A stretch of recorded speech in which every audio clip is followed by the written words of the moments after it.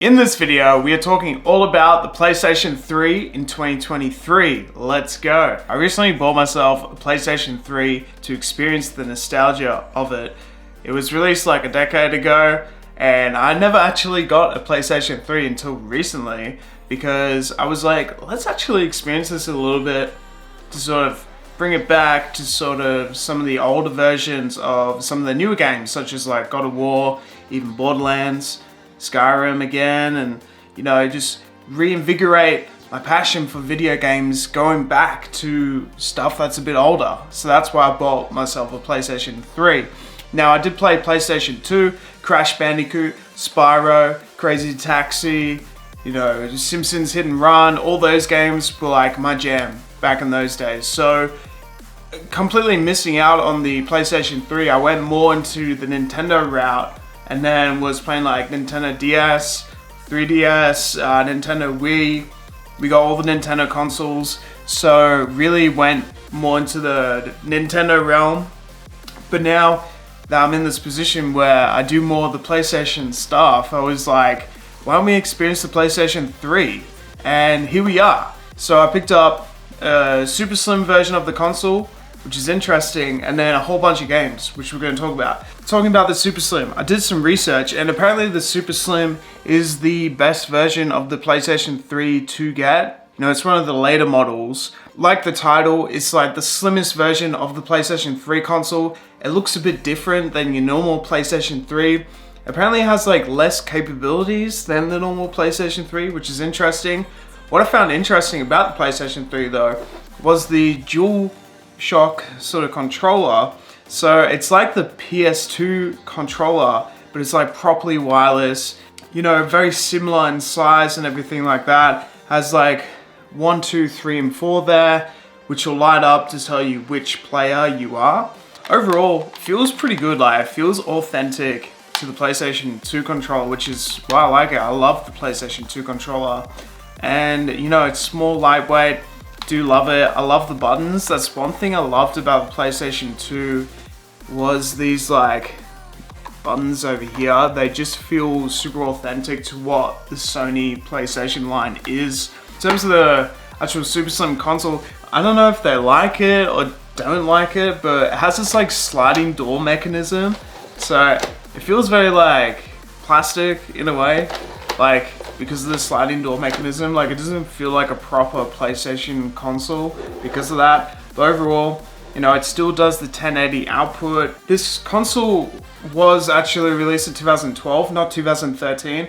So what is interesting is the PlayStation 4 came out in 2013. So this was the last generation of the PlayStation 3 console before the PlayStation 4 was released, which is interesting because this is during a time where still even Xbox was releasing like a brand new console before the next generation as well.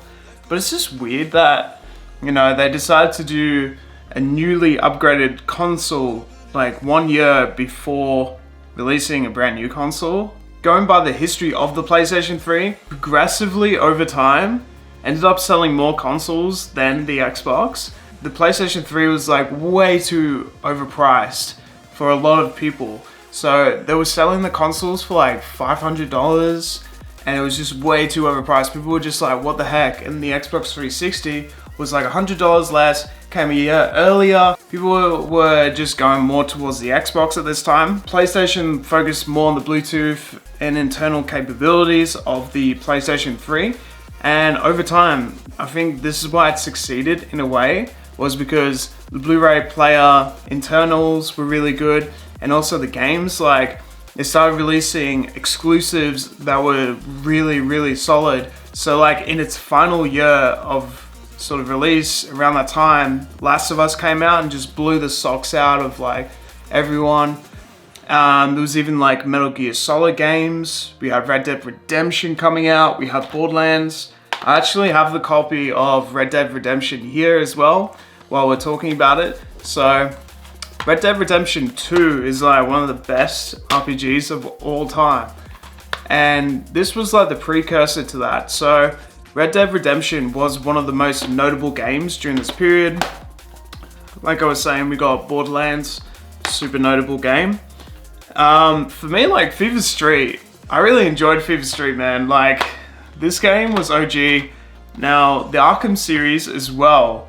Now, they were just known for just having good graphics, overall great gameplay, and a lot of fun. So, Batman Arkham City was one of the games that I noticed, and I was just like, that's a sick game, gotta pick that one up.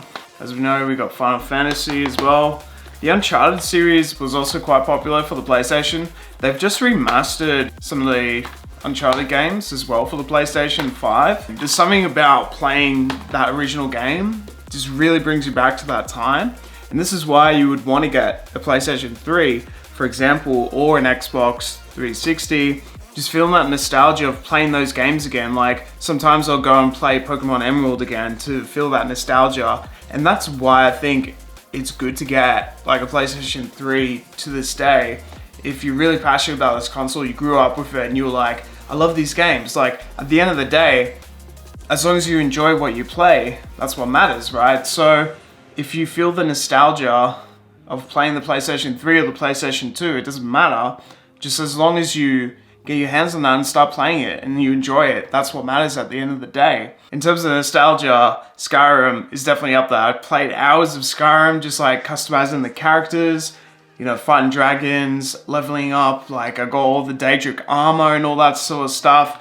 You know, just, I got the full like guidebook and everything like that. It was so much fun. So this game, nostalgia, and I would 100% play this again. So that's why I got this.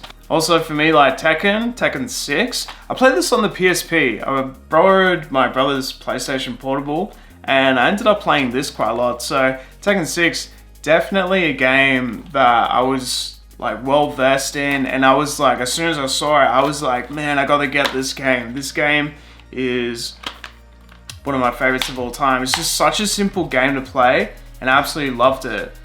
One game that I didn't get that I absolutely loved was like the Dragon Ball Budokai series. Like, I played that so many times as well. Of course, God of War. You can't go PlayStation console without getting yourself God of War. This is the third inception of the God of War series, and I played a little bit of it and it was so much fun. I've actually got it inside the console right now, the disc, because I was having so much fun. I was like, man, I missed out on like all the old God of War games. And it's interesting because like the God of War series really evolved. They were fighting more of the Roman Empire and stuff like that, and Roman gods like Zeus in this sort of game. And then the series has evolved into playing more of like Kratos versus Thor and Loki and stuff like that. So the franchise has definitely moved forward in that sense. And of course, like Gran Turismo, you have to get, like, that is definitely an OG game because, you know, they always had the best graphics in terms of the games and they were always like ahead of the curve. And like what you could do is have like the Logitech G29, for example, and like attach that to the PlayStation 3. That's like a lot of the sort of breakdown of the PlayStation 3, what I got for the PlayStation 3 and stuff like that. And we went through a bit of the history, how it started off quite slow, but ended up actually winning over the 10-year period of it being alive in that sense. And we know that it finished in 2013 because that's when the PlayStation 4 was released. A couple of reasons why you would want to get one in 2023 is because, one, nostalgia, just replaying those games. Sometimes like games just aren't good as they used to be. I kind of miss just like being able to pop a disc straight in your PlayStation, being able to play it and just having that great experience straight away. The storylines of the games were amazing and they were more simple, if that makes sense. Like the UI menus were a bit more simple, the gameplay was a bit more simple, so it was a bit more fun to play, I feel. Like you can pick up one of these consoles for just over $100 and the PlayStation 5 is like $700-800 now, so it's kind of like this is way more affordable than getting the PlayStation 5. And also like the PlayStation 4 and the PlayStation 5 store to this day are not like backwards compatible. So in terms of getting those older games that you really want to play, sometimes you're just gonna have to get the console and play them using like pre-owned discs and stuff like that. So definitely reasons why you would not want to buy this is because it's just not the most updated graphics and the most updated hardware.